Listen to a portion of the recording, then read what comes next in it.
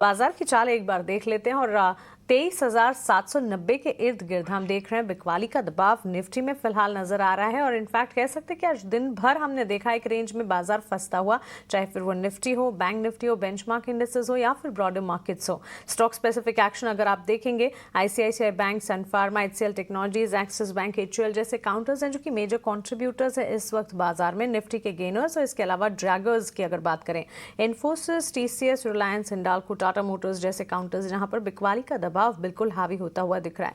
Sectoral performance की अगर बात करें, डिफेंसिव्स के तौर पर फार्मा, हेल्थ केयर, डायग्नोस्टिक ने कमान संभाली है कमजोर बाजार में।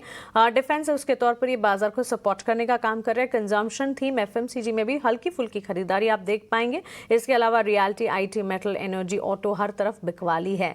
मिड डे मार्केट एक्शन एक बार जान लेते हैं। मिड डे मार्केट एक्शन में कौन से स्टॉक्स हैं जो कि इस वक्त लगातार मोमेंटम दिखा रहे हैं, और साथ ही कौन से स्टॉक्स हैं जहां पर बिकवाली का दबाव, साथ ही कौन सी खबरें हैं और स्पेसेस हैं जिस पर फोकस होना चाहिए। अंश हमारे साथ जुड़ गए हैं मार्केट का एक्शन बताने के लिए। गुड आफ्टरनून अंश, बताइए। Good afternoon Mansi. तो सबसे पहले शुरुआत तो हम निफ्टी से करेंगे। निफ्टी आज 23,900 के ऊपर गया था, उसके बाद वहां से हमें स्ट्रॉन्ग सेलिंग होता हुआ नजर आया, जिसके चलते हम देख रहे हैं कि वहां से इंडेक्स करीबन 150 अंक गिरता हुआ नजर आ रहा है। गिरकर अभी लगभग अपने फ्लैट लेवल के आसपास ही ट्रेड करता हुआ नजर आ रहा है। लेकिन अगर इसे चार्ट पे देखें तो पिछले 6 सेशन से निफ्टी 200 डीएमए के आसपास ही घूमता हुआ नजर आ रहा है। तो यहाँ पे एक कंसोलिडेशन बनता हुआ नजर आता है। सेम ट्रेंड हमें निफ्टी बैंक में भी नजर आ रहा है। पिछले 6 सेशन से निफ्टी बैंक 50-100 डीएमए के जस्ट नीचे ही साइडवेज जाता हुआ नजर आ रहा है। आज भी देखें तो यहाँ पे फ्लैट कारोबार कर रहा है, तो काफी सुस्त मार्केट बनता हुआ नजर आ रहा है। मिड कैप में भी सुस्ती नजर आ रही है। तो ओवरऑल बाजार देखें तो आज काफी लेजी नजर आ रहा है। लेकिन अगर सेक्टर स्पेसिफिक बात करें तो आज टॉप सेक्टोरल गेनर के तौर पे हमें निफ्टी फार्मा इंडेक्स नजर आता है। इंडेक्स ने 2 मंथ के हाई लेवल को भी छुआ है, तो इसमें एक अच्छा बुलिश सेंटिमेंट बनता हुआ नजर आता है। स्टॉक्स देखें तो यहाँ पे बायोकॉन, अबाउट इंडिया, लुपिन जैसे शेयरों में 2 से 4% की अच्छी खरीदारी होती हुई नजर आ रही है। वर्स्ट परफॉर्मिंग सेक्टर की बात करें तो यहाँ पे हमें निफ्टी ऑटो इंडेक्स नजर आता है। दरअसल पिछले सेशन में निफ्टी ऑटो इंडेक्स ने एक अच्छा उछाल दिया था, उसके बाद 20 डीएमए पे काफी स्ट्रॉन्ग रेजिस्टेंस देखा था। उसके बाद से ही ये इंडेक्स हमें दबाव में जाता हुआ नजर आ रहा है। यहाँ पे स्टॉक्स देखें तो टीवीएस मोटर, बॉश और भारत फौज जैसे स्टॉक्स में 1.5 से 2.5% की गिरावट होती हुई नजर आ रही है।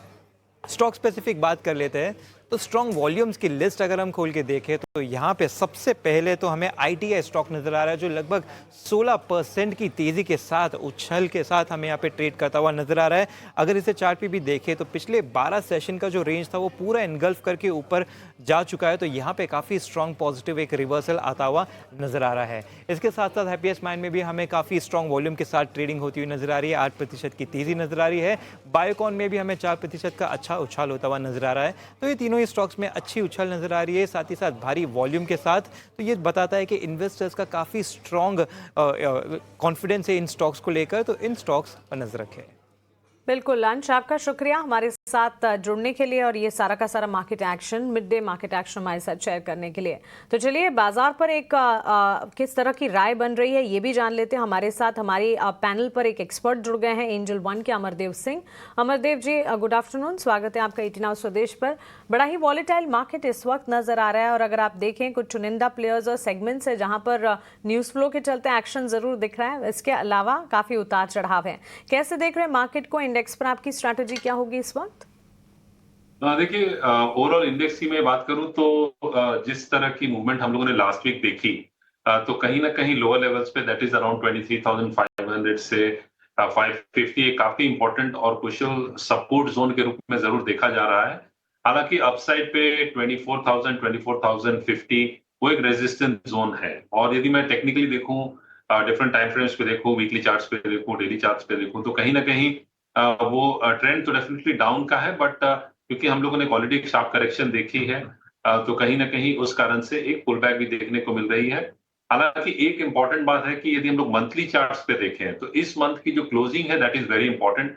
Ideally that should not be below the 23,500 level, that is very important, because वो होगा तो that will be after a very long time. मतलब इफेक्टिवली मैं यदि बोलूं तो एक टेक्निकल इंडिकेटर है, दैट विल बी ऑलमोस्ट 1.5 साल बाद वो होगा यदि ऐसा होता है। तो दैट बी सो, इसलिए ये लेवल्स काफी इंपॉर्टेंट है। इसलिए हम लोग देख रहे हैं कि मार्केट्स में इस लेवल्स पे कहीं ना कहीं बाइंग आ रही है। और यदि आप हैवीवेट्स की भी बात करें, चाहे वो रिलायंस हो, एचडीएफसी बैंक हो, आईसीआईसीआई हो, इनका वेटेज अच्छा है। निफ्टी में, तो कहीं ना कहीं वहां भी एक हमें पुल बैक टाइप देखने को मिल रही है। रिलायंस में 1180 1200 काफी इंपॉर्टेंट क्रूशियल सपोर्ट जोन है, जिसका ऑलमोस्ट 10% वेटेज है निफ्टी में। तो जो हैवी वेट्स है वहां भी एक मतलब पुल बैक एक्सपेक्ट की जा सकती है। और जो ट्रिगर्स हैं उन पे जरूर नजर रहेगी कि आने वाले समय में जैसे अभी क्वार्टरली अर्निंग्स आएंगी, उनका एक इम्पैक्ट रहेगा मार्केट्स में। डोनाल्ड ट्रंप प्रेसिडेंट बनेंगे इन जनवरी, तो उसका भी इम्पैक्ट कैसा रहता है, और यूएस मार्केट्स में किस तरह से ये रहता है, क्योंकि यूएस डॉलर पे काफी कुछ निर्भर करता है। बिकॉज एफआईआई की भी सेलिंग हम देखें, that has been close to almost 10,000 crore for this month itself. तो सेलिंग प्रेशर है, बट मैं ये मानता हूं कि the worst I will not say is almost over, but yes we are towards some sort of consolidation.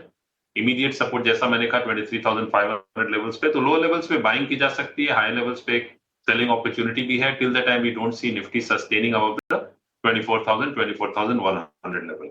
आपने JSW energy के management से हम बात कर रहे थे, रिसेंट एक्विजिशन के चलते ये खबरों में है, और इनफैक्ट अगर आप देखें आज स्टॉक में भी ज़बरदस्त मोमेंटम देखने को मिला है। इस वक्त भी अगर देखें हरे निशान के साथ जहां बाजार में बिकवाली है, जेएसडब्ल्यू एनर्जी के स्टॉक प्राइस में मजबूती के साइंस नजर आ रहे हैं। टेक्निकली चार्ट्स पर ये स्टॉक आपको कैसा दिख रहा है? देखिए, जेएसडब्ल्यू एनर्जी में हम लोगों ने एक अच्छी खासी करेक्शन देखी है फ्रॉम ऑलमोस्ट 800 लेवल से 8 सितंबर क्वार्टर में, और करंटली ये 640 643 के आसपास फिलहाल ट्रेड करता हुआ दिख रहा है। आपने सही कहा कि आज एक अच्छी मूवमेंट हमें देखने को मिली है, स्टॉक इज अप ऑलमोस्ट 3% और volumes is also significantly high. हालांकि इसमें यदि मैं थोड़ा सा इंटरमीडिएट टर्म स्ट्रक्चर पे चार्ट्स देखूं तो कहीं ना कहीं ये कंसोलिडेशन की तरफ पॉइंट कर रहा है, और क्योंकि ये काफी क्रूशियल सपोर्ट जोन पे है, तो समवेयर अराउंड जो करंट लेवल्स हैं 6, इसने रिसेंट लो 623 का बनाया, तो 620 से 630 जो है काफी इंपॉर्टेंट क्रूशियल सपोर्ट जोन है। यदि मैं इसे मंथली चार्ट्स पे भी देखूं तो somewhere support is coming around that level. तो आइडियली यहां से पुल बैक एक्सपेक्ट कर सकते हैं टुवर्ड्स 670 680 लेवल्स, लेकिन उसके बाद ये हाई लेवल्स पे स्टॉक में जो है वो सेलिंग प्रेशर आ जाएगी, और ये स्टॉक जो है वो कंसोलिडेशन फेज में चला जाएगा। बिकॉज इसका जो one of the key indicators हैं, जो इंटरमीडिएट टर्म ट्रेंड्स पर्सपेक्टिव से मैं बात करूं तो वो काफी नेगेटिव है। जब वैसी नेगेटिविटी रहती है तो कहीं ना कहीं स्टॉक जो है वो कंसोलिडेशन फेज में चला जाता है।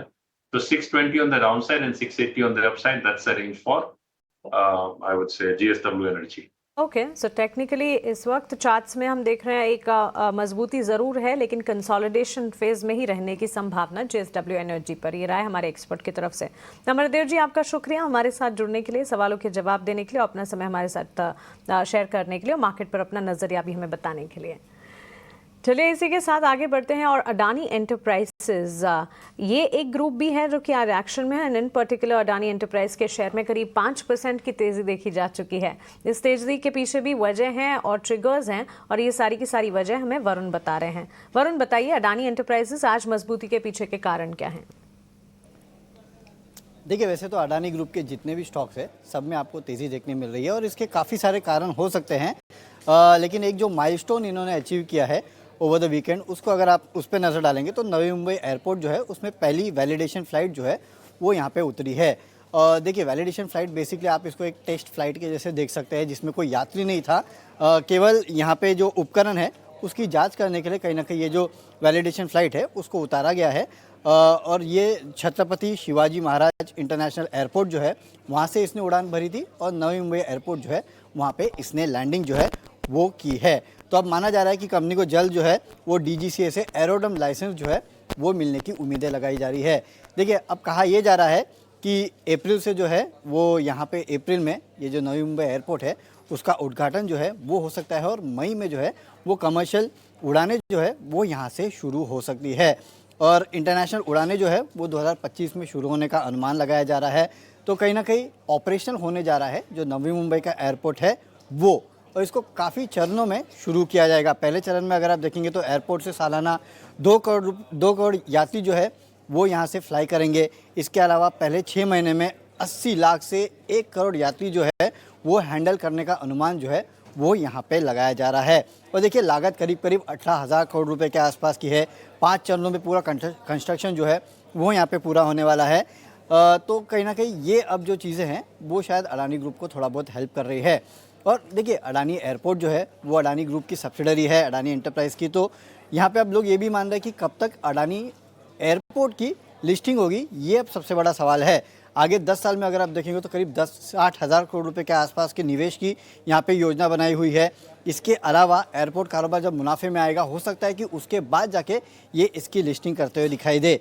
वैसे भी देखेंगे तो अडानी ग्रुप के पास कुल मिला के करीब 8 एयरपोर्ट्स है जिनको हैंडल करते हैं। उसमें नवी मुंबई, मुंबई, इन दोनों का एयरपोर्ट भी है।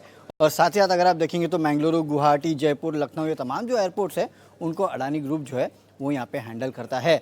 तो वैसे तो अडानी ग्रुप के स्टॉक्स में जो तेज़ी आई उसके काफ़ी सारे कारण हैं, लेकिन एक जो माइलस्टोन है वो इन्होंने अचीव किया है, तो थोड़ा बहुत फ्यूल जो है यहाँ से भी मिला है अडानी ग्रुप स्टॉक्स को।